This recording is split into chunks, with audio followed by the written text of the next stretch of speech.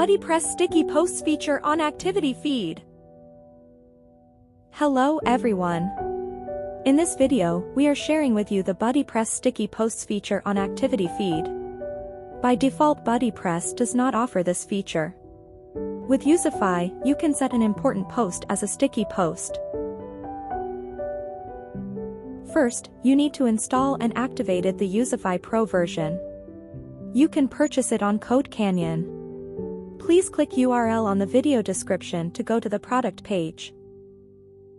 Once both plugins are activated, navigate to Youzify panel, General Settings, and then Wall Settings. And then, navigate to Sticky Post Settings. Enable Activity Posts and click Save. Now let's go to Activity page.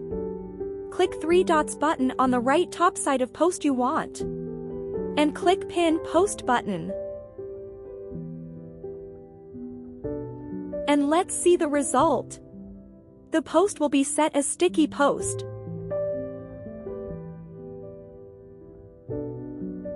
Thank you for watching. And see you in the next video.